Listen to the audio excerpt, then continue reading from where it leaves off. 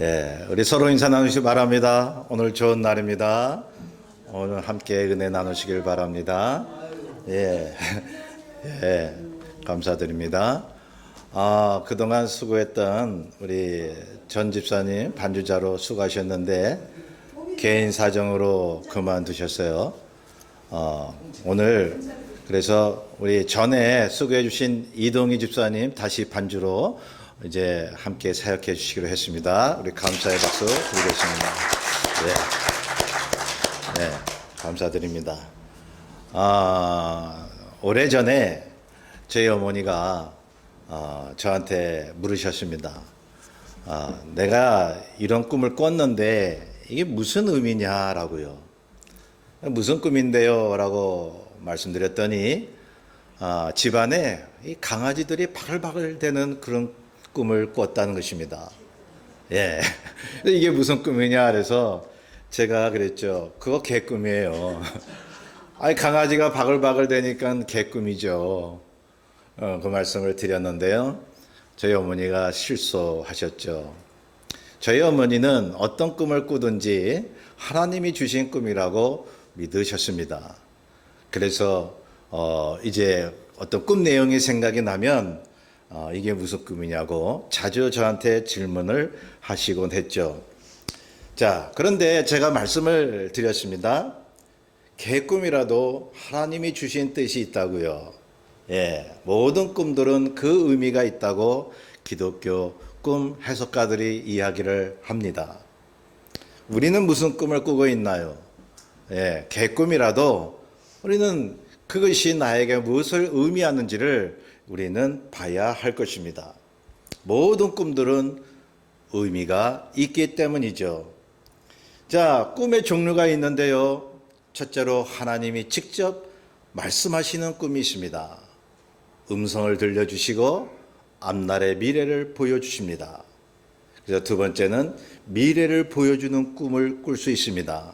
세 번째로 지금 나의 영적, 정신적, 신체적 상태를 말씀해주는 꿈이 있는 것입니다. 예, 얼마나 참 우리가 꿈을 꿀 때마다 우리가 참 기대가 됩니까? 이게 무슨 꿈인가? 라고요. 보통 개꿈이라고 할 때는 하찮고 아무런 의미가 없는 꿈을 말하는 것이지만 의미 없는 꿈은 없다고 하는 것을 한번 기억을 하시길 바랍니다. 정말 강아지가 바글바글한 그 개꿈이었다면 그 꿈 해몽가들 얘기를 들어보니까 마음이 불안정한 상태래요. 예, 내가 마음이 지금 불안정하구나. 예, 그래서 그 꿈의 해석을 말이죠. 참 긍정적으로 해석하면 좋겠습니다. 예, 내가 이런 꿈을 꿨는데 좀 뒤숭숭한 꿈을 꿨는데 내가 요즘 그런 생각을 하고 살았지. 이거 다시 생각을 고쳐 먹어야 되겠다 하는 생각을 하면 좋을 것 같습니다. 자, 성경에는 꿈 이야기가 많이 나옵니다. 그 꿈들은 대체로 하나님께서 사람들에게 말씀하시고 대화하시는 중요한 방편이 된 것입니다. 꿈만 아니라 비몽사몽간에서도 하나님께서 말씀하신 적이 있습니다. 그러면 우리가 한번 의아하게 생각합니다. 우리가 생시에 정신이 또릿또릿할 때에 하나님이 말씀하시지 왜 꿈이나 비몽사몽간에 말씀을 하셨을까? 그러기도 하실까? 우리는 그 생각을 던지지 않을 수가 없습니다. 자, 성도 여러분, 꿈이나 비몽사몽간에 있는 상황이 더 마음이 집중된 상태가 아닌가요? 오히려 생시는 잡생각이 많이 듭니다. 기도하면서도 다른 생각을 할 때가 있습니다. 그런데요, 꿈은 말이죠. 비몽사몽간에 하나님과 기도하고 대화하는 것은요, 하나님 앞에 집중할 수가 있는 것입니다. 그렇지 않은가요? 예. 그래서 잡생각이 들지 않는 집중된 상태의 그러한 꿈이나 비몽사몽간에 하나님께서 우리에게 말씀해 주신다는 사실이죠. 혹시 여러분 중에 그동안 꿈을 꾸시는 중에 하나님과 대화하신 분이 계십니까? 여러분, 우리가 꿈을 꿀 때에도 나의 의지를 사용할 수 있다는 것을 여러분 경험하실 것입니다. 내 의지를 사용할 수 있어요. 예. 저는 한번 오래전에 꿈을 꿨는데 막 이상한 데 막 끌려가는 그런 꿈을 꿨습니다. 그래서 안 끌려가려고 막 바둥바둥 되면서 그냥 그러다 깼어요. 예. 제가 꿈에나마 노력을 하면 그 악몽에서 벗어날 수 있다는 것을 저는 몇 번 경험을 했습니다. 물론 하나님이 주시는 꿈을 더 많이 꿨죠. 자, 그러므로 꿈을 꾸면서 내가 하나님 앞에 기도할 수 있고 대화할 수 있다면, 그런 꿈을 꿀 수 있다면 얼마나 좋을까요? 성경에는 꿈을 통해서 하나님의 역사를 많이 나타난 적이 있기 때문에 그런 것입니다. 자, 저는 정말로 잊지 못할 두 번의 그러한 꿈과 비몽사몽 간에 그러한 하나님의 계시를 받았었습니다. 우렁찬 음성을 들었고 꿈을 꾼 후에 비몽사몽 간에는 하나님의 또 똑같은 음성을 들었습니다. 그 음성을 듣고 난 후에 저는 며칠이 못 돼서 제 불치병이 떠나가는 것을 체험을 한 것입니다. 병원에서도 못 고친다는 그러한 암병을 하나님께서 꿈을 통해서 말씀하시니 그 병이 떠나간 것을 저는 몇 번씩 여러분 앞에 간증을 드립니다. 자, 다시 한번 말씀드립니다. 꿈에서도 나의 의지를 가지고 주님과 대화할 수 있다는 사실이요. 그런 꿈을 한번 꾸게 해달라고 기도해 보세요. 본문에 보면 솔로몬 왕이 그러했습니다. 하나님이 솔로몬의 꿈에 나타나십니다. 그리고 현실과 같이 말씀하십니다. 꿈을 통해서 하나님 말씀하시는데 현실과 똑같아. 그죠? 하나님 앞에 내 생각을 알 수가 있습니다. 자, 그러니 성경은 우리의 현실과 꿈이 대체로 동일한 상황을 말해주는 것임을 보여주고 있다는 사실입니다. 솔로몬 왕이 늘 하나님 앞에 감사했죠. 얼마나 감사한가. 자기 아버지 다윗도 왕이었고 그 아버지를 뒤를 이어서 자신도 왕이 되었으니 이것이 모두 하나님의 은혜로다. 얼마나 감사했습니까? 그래서 거기 보면 산당에서 하나님께 1000번제를 드렸다고 했습니다. 여러분, 그 당시에는 아직도 하나님의 성전이 지어지지 않은 상태이기 때문에 산당에서 백성들과 왕이 하나님 앞에 제사를 드린 것입니다. 근데 사실은 산당에서 하나님 앞에 제사 드리면 안 돼요. 왜요? 이 가나안 땅에는요, 산당이 많았어요. 산당이라고 하는 것은 하이 플레이스, 즉 높은 장소라는 뜻이죠. 거기서는 가나안 사람들이 자기 신들을 위해서 제사 드렸던 곳입니다. 우상 숭배했던 곳입니다. 그런데 이스라엘 백성들이 하나님 앞에 제사를 드려야 하는데 이제 장소가 없으니 그 산당에서 제사를 드렸던 것입니다. 하나님이 금지했는데 솔로몬 왕은 그 기브온에 있는 산당에서 제사를 드렸다고 기록하고 있습니다. 그러니 하나님 앞에 일단 잘못한 거죠. 1000번제를 드렸는데 보세요. 짐승을 1000번을 드렸다는 것이 아니라 1000마리를 한꺼번에 제사 드린 거예요. 엄청난 거죠. 예, 하나님을 향한 지극정성의 믿음이었습니다. 예, 산당에서 예배 드린 건 잘못됐지만 하나님을 향한 지극정성의 믿음을 하나님께서 알아주셨습니다. 솔로몬은 하나님 앞에 이렇게 감사하고 있습니다. 자기 아버지 다윗에게 큰 은혜를 주셨어요. 주여 감사합니다. 자기 또한 그의 왕의 자리에 앉게 하셨다는 감사의 고백이 이 본문에 나오고 있다는 사실입니다. 여러분, 다윗은 어떤 사람입니까? 사도행전 13장 22절에 보면 하나님이 말씀합니다. 다윗은 내 마음에 맞는 사람이라. 솔로몬도 본문에 보면 하나님이 꿈을 통해서 솔로몬을 칭찬하고 계십니다. 너희 아버지 다윗과 같이만 살면 내가 복을 주리라. 너 나한테 뭘 원하고 있니? 이렇게 물어보시지 않습니까? 꿈에서? 자, 꿈에서 하나님과 솔로몬이 대화를 하고 있습니다. 자, 그런데 솔로몬이 무엇을 구합니까? 다른 것이 아닌 지혜를 구하고 있다는 사실입니다. 그러니 주님께서, 하나님께서 이 솔로몬을 굉장히 마음에 들어 하신 거예요. 그 아버지 다윗도 마음에 들어 하시고 또한 그 아들 솔로몬도 마음에 들어 하십니다. 다윗이 먼저 이제 어떤 사람이기에 하나님이 마음에 맞는 사람이라고 하셨을까요? 다윗은요, 도피 생활을 할 때에 오로지 주님만 사모했습니다. 그리고 인간적인 방법을 사용하지 않았습니다. 사울 왕을 2번 죽일 기회가 있음에도 불구하고 하나님의 뜻이 아니라고 해서 죽이지를 못합니다. 그러니 고생이 더 연장이 되는 거예요. 성도 여러분, 믿는 사람들이 주의 뜻대로 살다 보면 고난이 더 계속될 수 있습니다. 여러분, 고난이 더 계속돼도 주님 뜻대로 사실래요? 그렇게 하셔야죠. 그러니 하나님이 다윗이 내 마음에 드는 사람이야 라고 말씀을 하시는 것입니다. 자, 그리고 여기 보면 솔로몬도 칭찬을 하고 계시다고 말씀을 드렸죠. 다윗의 왕조를 약속하셨습니다. 영원한 왕조. 그 다윗의 왕조를 통해서 예수 그리스도 메시아가 나지 않으셨습니까? 그 솔로몬의 혈통을 통해서 말이죠. 그러니 그런 다윗과 솔로몬을 칭찬하십니다. 그 약속을 성실히 이행하신 하나님, 그 부자의 믿음을 보시고 하나님 나라를 약속하셨고 메시아를 약속하신 것입니다. 성도 여러분, 그런데 우리가 하나 짚고 넘어가야 할 것이 있습니다. 하나님이 다윗을 내 마음에 맞는 사람이라고 하셨고 그 아들 솔로몬에게도 구하는 것을 주시겠다고 하셨는데 정말 이 두 사람이 완벽한 믿음을 가졌기에 그러셨을까요?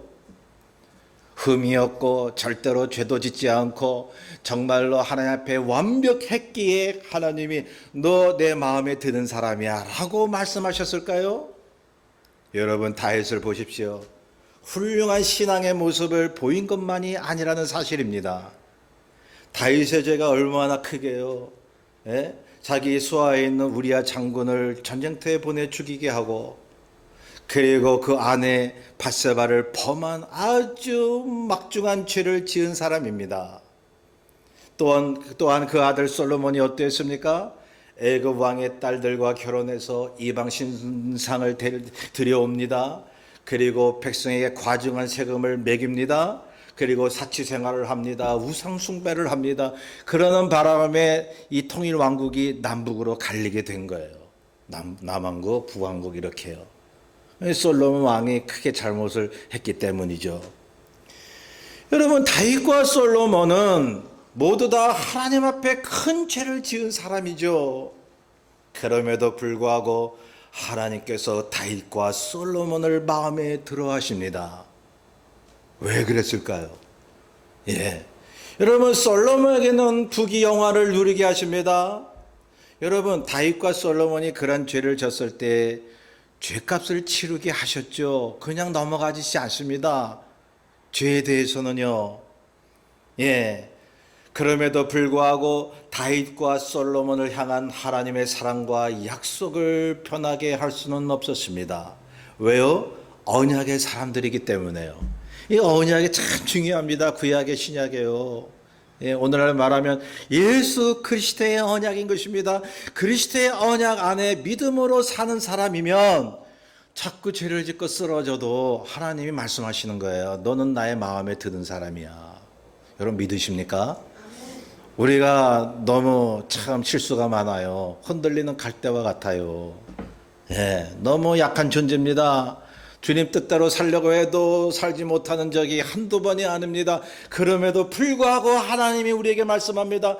너는 그리스도 안에서 나의 마음에 맞는 사람이야 라고요.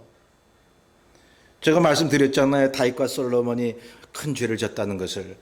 그럼에도 다윗은 하나님 앞에 훌륭하게 믿음 생활한 것이 있었습니다. 솔로몬도 그러했습니다. 그것을 보신 거예요, 하나님이. 죄를 지은 거 가지고 그것을 기억하시면 너는 안 돼 하신 것이 아니라 사람들의 죄를 이제 기억하지 아니하시고 하나님의 언약 그리스도 안에서 주님을 따르는 사람들은 그 잘한 것만 기억하시면서 말씀하시는 것이 뭐냐 하면 너는 나에게 마음이 맞는 사람이야. 이 얼마나 기가 막힌 하나님의 사랑입니까? 예. 그런 하나님이 우리를 버리시겠습니까? 십자가의 은혜로 우리를 살리신 하나님이십니다. 믿음의 실패가 있어도 넘어져도 그리스도의 언약 안에 있는 우리를 절대로 버리지 않으신다는 사실입니다. 우리의 죄와 허물을 기억하지 않으시고 오로지 우리가 주님 앞에 잘하고 예쁘게 보인 것만 기억하신다는 사실입니다. 그래서 거듭 말씀드립니다. 너는 나와 마음이 합한 사람이라고요. 내 마음에 맞는 사람이라고요. 그러니 우리는 하나님 아버지 안에서, 그리스도 안에서 사랑받는 이쁜 자녀들이다 이 말이죠. 예, 얼마나 이뻐하시는지요. 여러분 말씀을 통해서 그것을 믿을 수 있지 않습니까? 자, 본문 뒤 14절에 보면 하나님이 솔로몬의 꿈에서 말씀하시지 않습니까? 네 아버지 다윗이 행함같이 행하면 내 날을 길게 하리라. 다윗이 잘못한 것은 기억하지 않으시고 네 아버지 그 다윗이 내게 어떻게 믿음 생활을 잘했는가를 네가 기억하고 네 아버지와 같이 행하면 내가 네게 복을 주리라. 내가 네게 복을 주리라. 그러니 말이죠. 우리도 그리스도 안에서 신앙생활하는 하나님의 자녀인 이상 우리가 실수하고 넘어져도 우리 자녀들에게 하나님의 복이 가게 돼 있다 이 말이에요. 여러분 그것을 믿으셔야 하는 것입니다. 그래서 솔로몬에게 아예 복을 주시기로 작정하십니다. 본문 앞에 가만히 보세요. 제가 말씀드렸죠. 산당에서 하나님께 제사를 드리면 안 돼요. 이방 신에게 제사를 드렸던 장소입니다. 금지했음에도 불구하고 솔로몬이 그 산당에서 제사를 드리면서 1000번째의 그 지극정성의 믿음을 보였는데 하나님이 잘못한 것은 생각하지 않으시고 잘한 것을 기억하시더라 이거죠. 그래서 꿈에 나타나셨습니다. 5절에 내가 네게 무엇을 줄고 너는 구하라. 너는 구하라. 너 나에게 잘하고 있구나. 네 지극정성의 이 믿음을 내가 보고 있단다 말이죠. 지금 솔로몬이 꿈에서 하나님과 대화하고 있는 것입니다.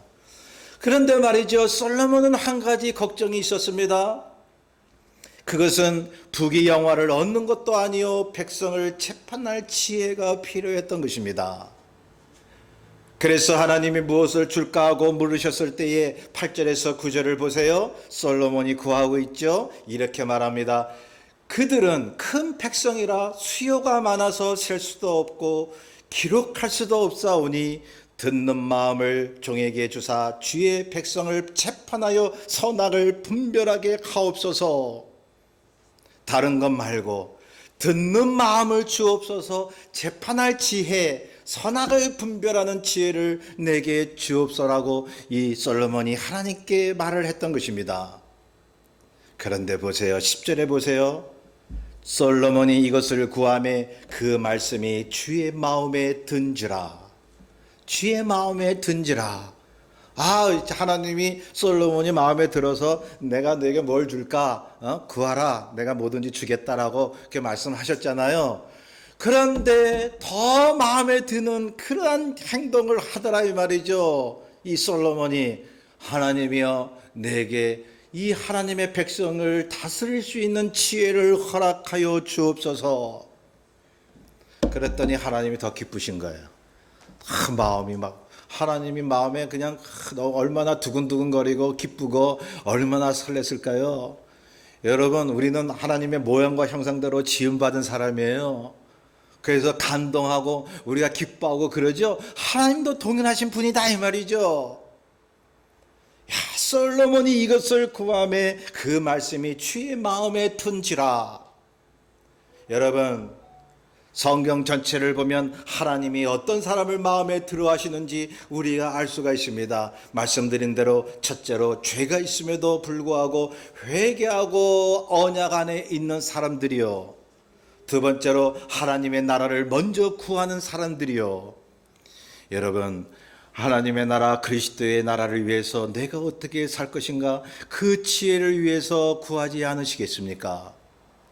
나의 문제를 놓고 먼저 기도하기 전에 건강을 위해서 물질을 위해서 사업을 위해서 먼저 구하기 전에 우리가 주님 앞에 주님 뜻대로 살 수 있는 지혜를 달라고 기도하신다면 주께서 말씀하실 것입니다. 너의 기도가, 너의 마음이 내 마음에 들었다라고요. 자, 그래서요, 여기 보면 기도를 해도 먼저 죄 사역을 위해 지혜를 구하는 사람들, 이 사람들을 하나님께서 마음에 들어 하셨다는 사실입니다. 듣는 마음을 구하는 사람들을 마음에 들어 하셨습니다. 예, 듣는 마음이요. 주여 제게 듣는 마음을 주옵소서. 백성의 소리를 듣는 마음, 주변 사람들의 말을 듣는 마음, 듣고 분별하는 마음을 제게 주옵소서라고 솔로몬이 기도하고 있습니다. 성도 여러분, 우리 주님께서 오늘날도 성령으로 우리 마음속에 와 계시는데 우리의 마음을 다 헤아리지 않으시겠습니까? 그렇다면 우리를 뚫어지게 보고 계시는데 어떤 사람을 마음에 들어 하실까요? 듣는 마음을 가진 사람들이요. 말하기보다 다른 사람들, 또 하나님의 말씀을 듣기를 좋아하는 사람들이요. 그러한 사람들을 하나님이 말씀하셔요. 너의 마음이 내 마음에 들었다고요. 그래서 야고보서 1장 19절에 말씀하시기를 듣기는 속히 하고 말하기는 더디하라고 말씀하신 것입니다. 말하기를 더디하고 듣는 마음을 가지십시오. 왜 솔로몬은 듣는 마음을 구했을까요? 여러분, 듣는 마음은 겸손한 마음입니다. 지혜를 얻는 마음입니다. 욕심이 없는 마음이죠. 오직 하나님의 뜻을 알고자 하는 마음인 것입니다. 주여, 주의 말씀을 들려주시옵소서. 내가 함부로 말하기보다 하나님의 말씀을 듣고 주변 사람들의 말도 들을 수 있는 마음을 허락하옵소서. 여러분, 그랬더니 거듭 말씀드립니다. 주의 마음에 든지라. 주의 마음에 든지라. 여러분, 하나님 감동시키시고 주의 마음에 드는 삶을 사신다면 여러분 기도 100% 응답돼요. 여러분, 하나님께서 뭐가 아까워서 못 주시겠습니까? 예? 뭐가 아까워서 여러분에게 응답을 지연시키시겠습니까? 자, 지금 솔로몬은 다른 것보다 하나님이 맡기신 이 큰 백성을 다스리는 것이 급했습니다. 하나님의 뜻대로 백성을 지혜롭게 재판하고 어떻게 이끌어갈지 그게 먼저였던 것입니다. 그래서 그렇게 간구한 것입니다. 듣는 마음을 주옵소서. 그래서 선악을 분별하게 하옵소서. 오늘날도 그런 정치 지도자가 있으면 좋겠습니다. 하나님을 두려워하고 듣는 마음을 가지고 지혜롭게 국민들을 이끌어갈 수 있는 그러한 지도자들이요. 사심 없이 오직 국민을 위해서 구하는 그런 대통령이요.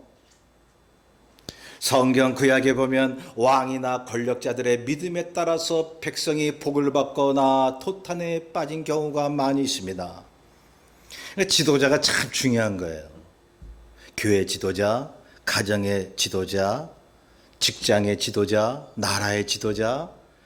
여러분, 하나님이 세우시는 사람들입니다. 왜냐하면 지도자를 통해서 모든 백성과 또한 교회 성도들과 또한 가족들을 다스리기를 원하시기 때문이죠. 지도자가 잘못 빠지면 그 구성원들은 잘못되는 거예요. 크게 잘못되는 거예요. 그래서 이스라엘 백성들이 흥하기도 하고 망하기도 한 거예요. 이스라엘 백성들이 흥하기도 하고 망하기도 한 기준을 보니까 그 나라의 왕 때문이었어요. 지도자 때문이었어요. 솔로몬이 그것을 알았습니다. 주여, 이 큰 백성을 다스릴 지혜를 나에게 주옵소서. 나에게 주시면 내가 이 백성을 주의 뜻대로 다스릴 수 있나이다.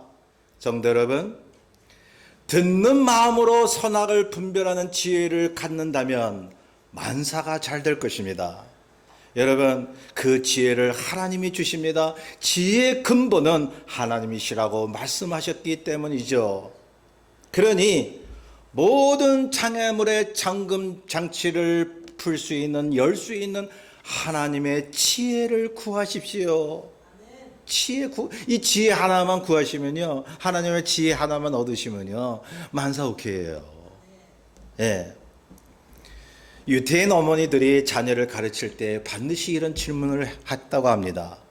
얘야, 만약 적군이 쳐들어와서 집에 불을 지르고 재산을 모두 훔쳐간다면 제일 무엇을 갖고 도망쳐야 하느냐? 자녀들의 흔한 대답은 이것이었습니다. 금과 돈이죠. 값이 나가는 물건부터 챙겨야죠. 예, 보통 아이들이 그렇게 대답하죠. 그때 어머니는 이러한 말을 해준다고 합니다. 그보다 훨씬 중요한 것이 있단다. 곰곰이 생각해봐라. 그것은 빛도 모양도 냄새도 없지만 가장 소중한 것이란다. 바로 세상 살아가는데 필요한 지혜란다. 지혜는 시련이 올 때 이기게 해주고, 가난한 사람을 부자로 만들어주고, 보잘것없는 사람에게 명예를 선물한단다. 그러니 지혜의 근본인 하나님의 말씀을 먼저 챙겨야 한단다. 성도 여러분, 이 지혜가 없으면요, 세상 살기가 힘듭니다. 힘들어요. 부부 간에도 지혜가 필요합니다. 가족 간에도, 교회 성도들끼리도, 또한 민족 간에도 지혜가 필요합니다. 어떻게 대화할지, 어떻게 저 사람을 대할지 지혜가 필요한 것입니다. 지혜가 없어서 내 백성이 망한다고 주께서 말씀하고 있습니다. 지혜가 없는 거예요. 어떻게 말을 해야 될지. 말실수를 많이 해요, 우리 믿는 사람들도. 예. 그래서 지혜를 달라고 기도해야 합니다. 여러분, 하나님께서 지혜를 구하는 자에게는 100% 응답해 주심을 믿으십니까? 좋은 것을 구하기 때문입니다. 하나님 마음에 드는 기도를 하기 때문입니다. 100% 응답돼요. 여러분, 그래서 야고보서 1장 5절에 말씀하죠. 너희 중에 누구든지 지혜가 부족하거든 모든 사람에게 후히 주시고 꾸짖지 아니하시는 하나님 앞에 구하라. 그리하면 주시리라. 본문을 다시 보시면 솔로몬이 자신은 작은 아이라고 말하면서 백성을 다스리는 지혜를 구했을 때에 하나님이 얼마나 솔로몬을 마음에 들어 하셨습니까? 자신을 낮추고 아는 척하지 않고 지혜를 구하니 말이죠. 왕의 권세나 국방력이나 정치나 경제 활성화를 구하는 것보다 지혜를 구하는 솔로몬에게 하나님은 너무 마음에 들어 하셔서 한 가지 마음을 먹고 계십니다. 지혜를 구했더니 하나님께서 따로 생각하시는 것이 있다, 이 말씀이죠. 본문 후에 11절에서 13절에 보면 하나님이 솔로몬에게 말씀하십니다. 네가 이것을 구하는도다. 자기를 위하여 장수나 부나 원수 갚는 것을 구하지 않고 오직 송사를 듣고 분별하는 지혜를 구하였으니 네 말대로 하여 내게 지혜롭고 총명한 마음을 주노니 너와 같은 자가 일어남이 없으리라. 내가 또 내게 구하지 아니한 부귀와 영화도 내게 주노니 내 평생의 왕들 중에 너와 같은 자가 없을 것이라. 여러분, 먼저 그의 나라와 그의 의를 구하면, 지혜를 구하면 하나님께서 알아서 주시는 거예요. 기도하지 않았어요. 부귀영화 달라고 솔로몬이 기도한 적 없어요. 지혜를 구했으니 하나님께서 지혜와 함께 부귀영화를 주신 것입니다. 솔로몬처럼 역사상 부귀영화를 누린 왕이 없었습니다. 최고의 이스라엘의 전성기였습니다. 최고의 국방력을 가진 그때였습니다. 솔로몬의 지혜를 누구도 따라갈 사람이 없었죠. 본문 뒤에 보면 솔로몬이 진짜 엄마와 가짜 엄마를 가려내는 지혜가 거기에 기록되지 않았습니까? 그 외에도 솔로몬은 얼마나 지혜를 가졌는지요. 열왕기상 4장 29절부터 보면 하나님이 솔로몬에게 지혜와 총명을 심히 많이 주시고 넓은 마음을 주시되 바닷가의 모래같이 하시니라고 말씀하고 있습니다. 또한 그가 잠언 3000가지를 말하였고 그의 노래는 1005편이며 모든 자연과 동물에 대해서도 논했다고 기록하고 있습니다. 그리고 각국의 왕들이 솔로몬의 지혜를 들으라고 자기 신하들을 솔로몬에게 보냈다고 말하고 있습니다. 이 얼마나 하나님께서 솔로몬과 이스라엘을 축복하셨습니까? 솔로몬이 지혜 하나 구했는데 그의 그 결과가 그렇게 됐다는 거예요. 주여, 백성을 다스릴 수 있는 지혜 하나만 주옵소서. 그 지혜 하나 때문에 이 이스라엘 백성이 강국이 된 거예요. 솔로몬은 수많은 금은보화를 얻었을 뿐만 아니라 국방력과 무역 활동이 활발한 시대를 이끌어가게 된 것입니다. 여러분, 다시 말씀드립니다. 어떻게 솔로몬이 이러한 전성기를 누렸겠습니까? 다른 것보다 지혜 하나를 구했던 것입니다. 듣는 마음을 구했습니다. 듣는 마음이요. 듣는 마음. 겸손한 마음을 구했습니다. 백성들의 그러한 말하는 것을 들을 수 있는 마음을 주옵소서요. 이거 기도했어요, 솔로몬이. 하나님을 두려워하고 백성을 위했습니다. 그 지혜 하나가 이스라엘의 전성기를 맞이하게 된 것입니다. 성도 여러분, 우리도 하나님의 마음에 드는 기도를 하지 않겠습니까? 지혜를 구하는 기도 말입니다. 가정과 교회와 또한 우리가 하는 일에 대해서 주여 어떻게 하오리까라고 하는 그 지혜를 달라고 하나님 앞에 기도하지 않으시렵니까? 지혜를 구하는 사람은 모든 것을 다 구하는 사람인 것과 마찬가지인 것입니다. 지혜를 구하십시오. 우리 어머니가 말이죠, 그 공부를 잘 안 하셨어요. 가방줄이 짧아요. 나는 못 배웠다 그러셨거든요. 그런데 예수 그리스도를 믿으시고 성경을 가지시고 그 구역원들을 한 사람 한 사람 찾아다니면서 성경을 풀이해 주십니다. 배운 사람들도 이해 못하는 하나님의 말씀을 저희 어머니께서 사람들 앞에서 그것을 풀이하고 해석을 하십니다. 어머니가 와서 저에게 물으시는 거예요. 이거 이렇게 해석하는 거 맞니? 예, 맞아요. 어떻게 하셨어요? 했더니 이 어려운 기절을 어떻게 하셨어요? 했더니 기도하고 읽었더니 그렇게 느껴지더라. 여러분, 하나님 예수 그리스도의 성령과 말씀에 취한 사람은 여러분 지혜를 얻는 것입니다. 말씀을 전할 지혜를 얻는 것입니다. 삶의 고난이 왔을 때 그것을 풀 수 있는 지혜를 얻는 것입니다. 사람을 얻을 수 있는 지혜를 얻는 것입니다. 그런 지혜를 얻으시기를 바랍니다. 이 복잡한 현실을 견디시고 이기시는 지혜로 모든 것을 이제 열매로 바꾸시는 그러한 성도님들이 되시기를 주의 이름으로 축원합니다. 우리 함께 잠깐 기도하겠습니다. 사랑해 주님 감사합니다. 지혜를 허락하여 주옵소서. 이 복잡한 이 세상을 살아나가노라면 우리가 하나님의 지혜를 필요로 하오니 지혜를 주셔서 모든 난관을 이겨나갈 수 있는 저희들 될 수 있도록 복 내려 주옵소서. 감사하며 예수님의 이름으로 기도하옵나이다. 아멘. 날 구원하신 주 감사, 모든 것 주심 감사, 지난 주